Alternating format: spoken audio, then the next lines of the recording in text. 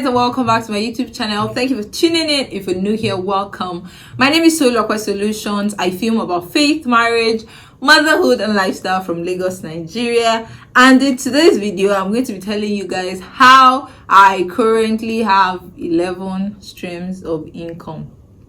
To be honest, I know that I've always been an enterprising person, but I actually had to now list it out and I'm like, oh wow, 11. So this video is actually to encourage mostly those coming behind me. I feel like I need to issue that disclaimer.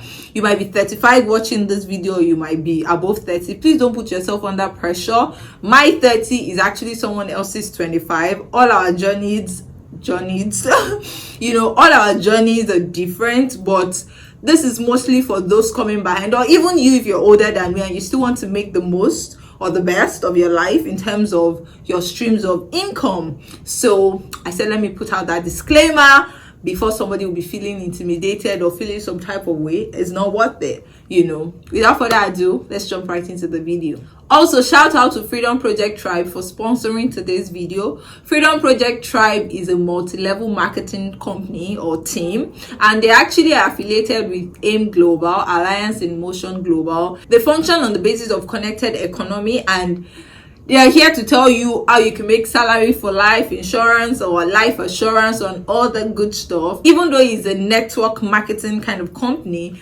they don't require you to go about selling products. Anyway, check them out.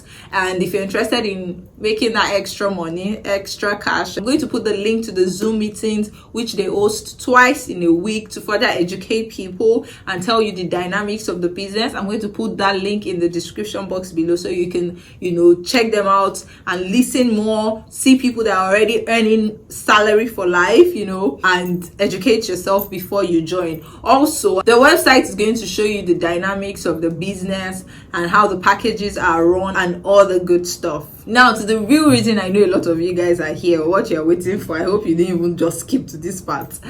I started at a young age, right? I made a video here talking about I got my first job at 19, earning a 6-figure salary. So I have to acknowledge the fact that I started early.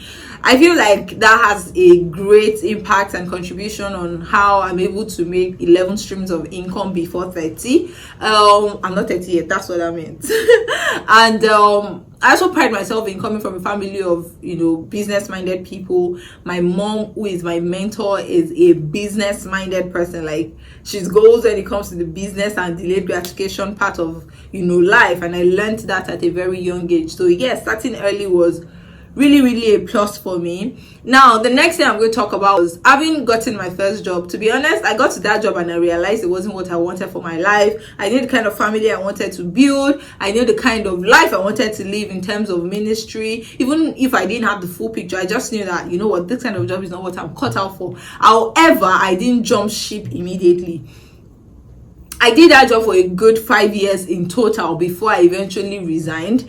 And at this time, what I'm trying to say is, if you're looking at building streams of income, it's not enough to say, oh, I have a 9-to-5 job, let me resign.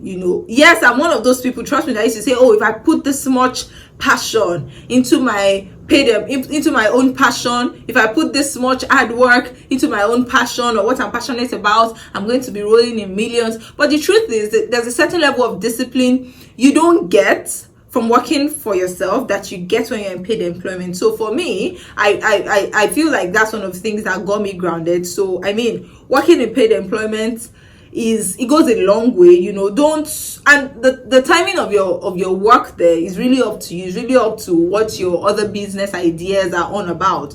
But for me, for instance, I sell fabrics as one of my side hustles, right? And it was really difficult juggling those two things together because I was working in a bank, and banking system in Nigeria is really tough, especially if you're a marketer. So juggling those two things together wasn't easy. But if you really want to build this thing called streams of income, I feel like you have to deal with the pain of the now. It still all boils down to delayed gratification, really. So for me, I would say that delayed gratification is not only in not buying things impulsively, it also includes calm down, don't resign your job yet, even explore this different businesses, because I like to say that, you know, I've sold soap, I have sold clothes from the UK, now I'm doing the fabric business, I've even ventured into tailoring and things like that. And right now the one that is really grounded and has a strong hold is my fabric business. So imagine if it was the tailoring I was doing and then I left my 9 to 5 job for it. At the end of the day, I would have seen that perhaps I'm not cut out to be a fashion designer, fashionpreneur, perhaps, you know, and I would have been left with nothing. Plus the extra income on both ends was good. It's always good to have a good financial backing, you know, in quotes, before you say, oh, now I'm leaving totally to go and venture solely into my business. So yeah, I just thought to put that out there. Don't jump ship immediately. You would know, to be honest. And the rule of thumb, there's actually no rule of thumb, but I feel like when your side hustle can make you as much money as your 9 to 5, then maybe you can now consider how you can really do it. But to be honest, even at that point, if you're able to juggle it perfectly with every other thing in your life, I feel like you should keep going. I'm back to 9 to 5 now, not because my side hustle is not paying as much, you know, but it's just I'm still able to, by the grace of God, juggle all of these things together, you know. And when I left my banking job, I actually didn't have a business that was paying me this much. So let me not go into if you're depressed or your mental health is at stake genuinely, or you're like, you know, really threatened. There's really nothing you want to do if your sanity is not on point, right? So that is off the table. But it's important that you just keep going at it until you feel the stability you need on your side hustles. Now, going forward in creating more streams of income will require you to be a super saver.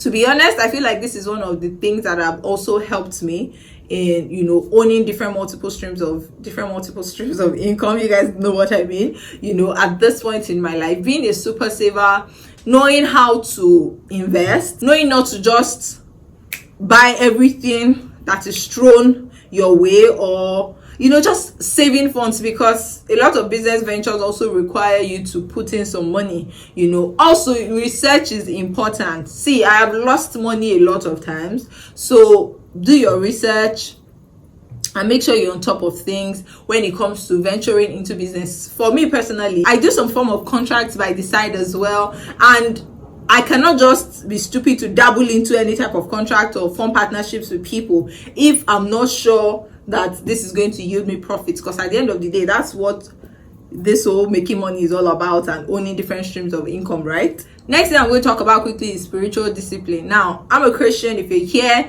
and you don't know, watch my other videos. For me, I feel like money is the one thing that is remotely compared to God in the Bible. It says you cannot serve two masters, God and mammon, right? So I got to a point actually where I started to see this: if you're not faithful with little, will give you big. I started to take it verbatim. Like, I cannot let money control me. And I feel like that's another thing that's helped me, you know, be disciplined and grounded enough to have all of the streams of income. I don't want to call it I've paid my dues, because it's a lifestyle now, right? Which I believe is one of the things helping me to even grow more and have more perspective and understanding in this business world, right? So for me, for instance, I remember all the savings I got during my service year. I actually packed it and gave it to someone I knew who was in much more need. You know, I had the potential of getting another job and having money, but there was someone who had been singing, well, I want to start a lingerie business, I want to sell, you know, female wears and female underwears and things like that. So I'm like, you know what, take all of this money.